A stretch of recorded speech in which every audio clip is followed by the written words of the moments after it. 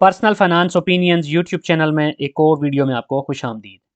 आज की video Pakistan stock market में मिलेट ट्रैक्टर्स लिमिटेड के हवाले से है, जो कि ऑटोमोबाइल सेक्टर की एक मशहूर कंपनी है और पाकिस्तान के अंदर ट्रैक्टर्स की प्रोडक्शन के हवाले से, ट्रैक्टर्स की सेल्स के हवाले से इस कंपनी का नाम हमेशा सर फहरिस्त होता है। इस कंपनी ने आज अपने हाफ ईयरली रिजल्ट्स का ऐलान किया है, जो कि 31 दिसंबर 2022 को क्लोज़ हुआ था। इस वीडियो में मैं डिटेल में बात करूंगा कि कैसे इस कंपनी ने बावजूद इसके कि इसका रिज़ल्ट कोई बहुत अच्छा नहीं रहा और पिछले कुछ अरसे से ये कंपनी बहुत सारे मसाइल का शिकार है, पाकिस्तान की इकानमी की वजह से, रिसेंट फ्लड्स की वजह से, और जो ट्रैक्टर्स की सेल्स हैं उसमें बतदरीज कमी, और जो किसान पैकेज गवर्नमेंट ने अनाउंस किया था उसके बाद जो ट्रैक्टर्स पाकिस्तान के अंदर मैन्युफैक्चर हो रहे हैं,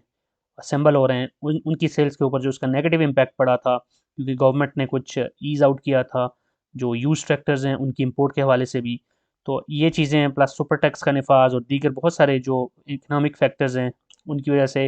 ट्रैक्टर्स की जो इंडस्ट्री है वो बहुत बुरी तरह मुतासर हुई। अगर देखा जाए तो ऑटोमोबाइल सेक्टर ओवरऑल,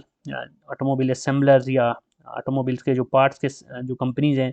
सारी की सारी ही मुतासर हुई हैं, लेकिन मिलेट ट्रैक्टर ख़ास तौर पे काफ़ी ज़्यादा प्रॉब्लम का शिकार रहा है। पिछले कुछ अरसे में इन्होंने एक दो दफ़ा अपना प्लांट बंद करने का ऐलान भी किया था कुछ स्पेसिफिक पीरियड के लिए। तो हम देखेंगे कि कैसे बावजूद इसके कि कंपनी के रिजल्ट्स के ऊपर बड़ा डेंट पड़ा है, कंपनी ने काफ़ी अपनी जो इनकी प्रोडक्ट प्रॉफिटेबिलिटी थी उसमें हमें नज़र आएगा कि उसमें कमी हुई है। लेकिन इसके बावजूद कंपनी ने जनरॉसिटी का, सखावत का मुजाहरा किया और लिटरल वर्ड्स में अगर बात करें तो अपना जो पेट है उसको काटा है और शेयर होल्डर्स को इन्होंने नवाजा है। तो वीडियो में हम डिटेल में देखेंगे कंपनी के रिजल्ट्स कैसे रहे, प्लस कंपनी ने जो डिविडेंड और बोनस अनाउंस किया उसके हवाले से बात करेंगे, और साथ साथ जो कंपनी की पे आउट हिस्ट्री रही है उसका भी इहाता किया जाएगा, ताकि आप बेहतर तौर पे जान सकें कि कंपनी माजी में कैसी रही और कैसा परफॉर्म करती रही है। सबसे पहले हम जो 6 मंथ्स एंडेड ऑन 31 दिसंबर 2022 को रिजल्ट्स हैं उनको कंपेयर करेंगे फॉर द रिजल्ट्स पिछले साल के जो 6 महीने के थे उनके साथ। सबसे पहले हम नेट सेल्स को देखते हैं। अगर आप नेट सेल्स देखें तो 45% का डिक्लाइन हमें नज़र आ रहा है कंपनी की नेट सेल्स में। पिछले साल जो कंपनी की सेल्स थी वो 24.59 बिलियन की थी, जो इस साल कम हो गया 13.3 बिलियन पे चली गई। तो ये एक बहुत बड़ा हम देख सकते हैं कि डेंट पड़ा है कंपनी की सेल्स को। जो नंबर ऑफ़ ट्रैक्टर्स कंपनी ने सेल्स किए हैं इस साल, वो पिछले साल के मुकाबले में बहुत कम हैं। और दूसरी तरफ अगर हम ग्रॉस प्रॉफिट देखें तो ग्रॉस प्रॉफिट में भी हमें वाज़े तौर पे नज़र आ रहा है कि एक बहुत बड़ा असर पड़ा है कंपनी की प्रॉफिटेबिलिटी के ऊपर। 4.54 बिलियन इस पिछले साल कंपनी की जो ग्रॉस प्रॉफिट था वो रिकॉर्ड हुआ था 6 मंथ्स के लिए, और इस साल जो 6 मंथ्स के रिजल्ट्स हैं उसमें जो कंपनी का ग्रॉस प्रॉफिट है वो 2.39 बिलियन है। और परसेंटेज टर्म में अगर हम ये डिक्लाइन देखें तो बनता है 47.42%। और अगर हम ग्रॉस प्रॉफिट मार्जिन देखें तो पिछले साल जो इस कंपनी का मार्जिन था वो 18.49% था 6 मंथ्स के लिए, और इस साल की जो 6 मंथ्स का रिजल्ट है उसमें इनका जो प्रॉफिट मार्जिन है, ग्रॉस प्रॉफिट मार्जिन, वो 17.87% है। तो ग्रॉस प्रॉफिट मार्जिन के अंदर कोई बहुत बड़ा फ़र्क नहीं है, सिर्फ 1% के करीब तकरीबन, बल्कि उससे भी कम हमें डिक्लाइन देखने को मिला है, जिसका मतलब है कि कंपनी की जो कॉस्ट ऑफ सेल्स हैं उस पर कोई बड़ा असर नहीं पड़ा, लेकिन सेल्स ही कम हुई हैं, तो डेफिनेटली उसकी वजह से जो नंबर्स हैं वो नीचे ही जाने थे। कंपनी के अगर ऑपरेटिंग प्रॉफिट की हम बात करें तो पिछले साल जो कंपनी का ऑपरेटिंग प्रॉफिट था वो 4.08 बिलियन था 6 मंथ्स के लिए, और इस साल की जो 6 मंथ्स हैं यानी 2 क्वार्टर्स हैं उसमें कंपनी का ऑपरेटिंग प्रॉफिट 1.67 बिलियन के ऊपर सुकड़ के आ गया है। तो परसेंटेज टर्म में हम देखें तो पिछले साल के मुकाबले में 59% तकरीबन कम है इस साल इनका ऑपरेटिंग प्रॉफिट। अब हम प्रॉफिट बिफोर टैक्स को देखें तो पिछले साल जो प्रॉफिट बिफोर टैक्स था वो 4.068 बिलियन था, जो इस साल 1.18 बिलियन पे है, और ये 71% तकरीबन हमें डिक्लाइन नज़र आ रहा है पिछले साल के मुकाबले में। इट मीन्स कि इस साल कंपनी को इंटरेस्ट रेट बढ़ने की वजह से फाइनेंस कॉस्ट जो है वो भी ज़्यादा बियर करना पड़ी इन इन कंपेरेटिव टर्म्स। और ये भी एक बड़ा फैक्टर है कि कंपनी की जहाँ पर हम ऑपरेटिंग प्रॉफिट में डिक्लाइन 59% के करीब देख रहे हैं, वहाँ प्रॉफिट बिफोर टैक्स उससे भी ज़्यादा डिक्लाइन होकर 71% के करीब डिक्लाइन हमें दिखा रहा है। फिर नेट प्रॉफिट या नेट लॉस को अगर हम देखें तो कंपनी स्टिल प्रॉफिट में ही रही है, लेकिन प्रॉफिट जो है वो पिछले साल के मुकाबले में 60% के करीब कम हमें नज़र आ रहा है। 2.84 बिलियन था पिछले साल, इस साल 1.14 बिलियन है कंपनी का जो नेट प्रॉफिट है। यहाँ पर ये बताना ज़रूरी है कि जो कंपनी का ये नेट प्रॉफिट मैं बता रहा हूँ वहाँ पर कुछ इनके अनरियलाइज प्रॉफिट्स हैं वो भी मैंशन किए गए हैं, जो प्रॉफिट आफ्टर टैक्स है उसका जो नंबर है वो इससे भी कम था, लेकिन उसके बाद कुछ अनरियलाइज प्रॉफिट्स थे, उनको भी ऐड करके जो कंपनी ने जो नेट अर्निंग शो की है वो यहाँ पर मैं मेंशन कर रहा हूँ, और वहाँ पर हमें थोड़ी सी बेहतरी नज़र आई उस अनरियलाइज प्रॉफिट की वजह से, वगरना ये नंबर और भी कम होता। नेट प्रॉफिट मार्जिन अगर हम देखें तो पिछले साल जो इनका नेट मार्जिन था वो 11.56% था, इस साल वो कम होकर 8.56% रह गया। तो कंपनी के ना सिर्फ ये कि सेल्स में कमी हुई, बल्कि कंपनी की जो प्रॉफिट का मार्जिन है वो भी डिक्रीज़ हुआ। उसमें वेरियस फैक्टर्स हैं, जिसमें इंटरेस्ट रेट में इजाफा, उसमें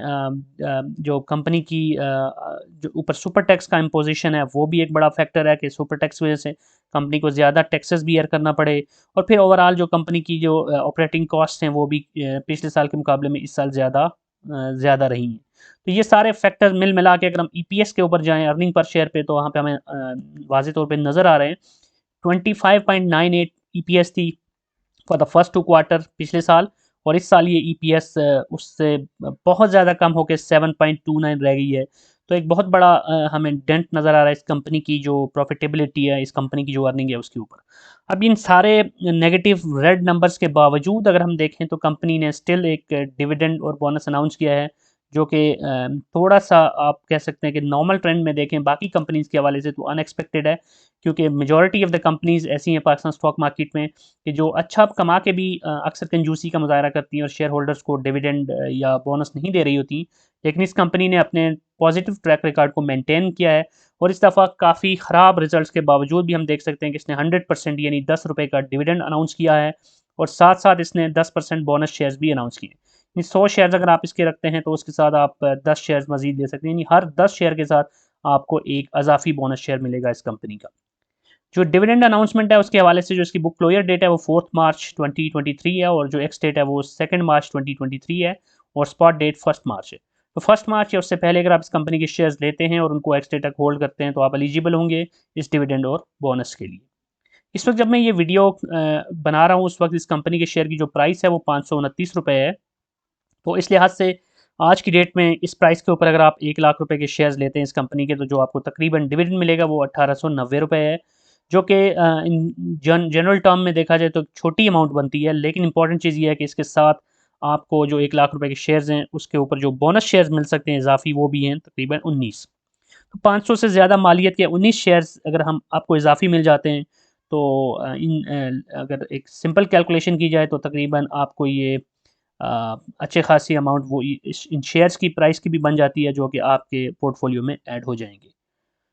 और मुतवक्के जो इसका डिविडेंड यील्ड है उसको देखें। डिविडेंड यील्ड नॉर्मली जो ट्रेलिंग 12 मंथ है उसकी कैलकुलेशन से होता है, लेकिन यहाँ पर मैं मुतवक्के इसलिए लिख रहा हूँ कि अभी जो इसने 2 क्वार्टर्स के रिजल्ट्स अनाउंस किए हैं, अगर हम ये अज्यूम करें कि अगले 2 क्वार्टर्स में भी इसका ऐसे ही रिजल्ट होगा तो इसकी जो डिविडेंड यील्ड बनेगी वो तकरीबन 3.8% बनेगी, जो कोई बहुत अच्छी डिविडेंड यील्ड नहीं कहलाएगी। क्योंकि नॉर्मली अगर हम इस कंपनी की डिविडेंड हिस्ट्री देखें तो इस कंपनी की डिविडेंड जो है वो काफ़ी अच्छा होता है, यील्ड भी अच्छी होती है। लेकिन साथ साथ ये है कि डिविडेंड यील्ड में सिर्फ कैश अमाउंट मेंशन होती है, साथ में इस कंपनी की तरफ से बोनस शेयर्स भी मिलते रहते हैं, वो एक एडिशनल चीज़ हो जाती है।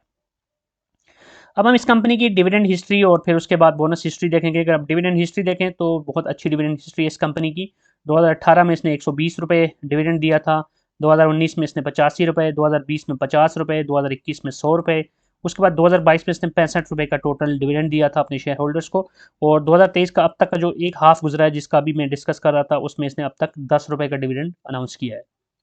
और अगर बोनस शेयर्स की बात करें तो 2018 में इसने कोई बोनस शेयर्स नहीं दिए थे, लेकिन 19 में इसने 12.5%, फिर उसके बाद 20 में इसने कोई डिविडेंड बोनस शेयर्स नहीं दिए थे, लेकिन 21 में इसने 32.5% के बोनस शेयर्स दिए थे, 2022 में इसने 60% बोनस शेयर्स दिए, और 2023 का अब तक का जो एक हाफ गुजरा है उसमें इसने 10% बोनस शेयर्स दिए हैं।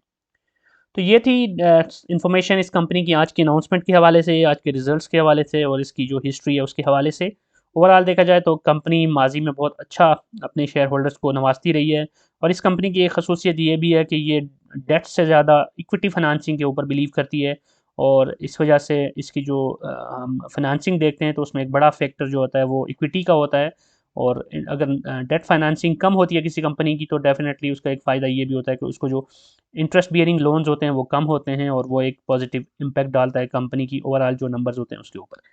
तो कंपनी इस वक्त थोड़ा सा स्ट्रेस में है, थोड़ा सा मुश्किल सूरत हाल से गुजर रही है। तो we can hope for the good कि इन फ्यूचर अगर दोबारा से जो इसकी सेल्स हैं वो नॉर्मलाइज होती हैं और ट्रैक्टर्स की जो डिमांड है पाकिस्तान में वो बढ़ती है। और ख़ास तौर पे जो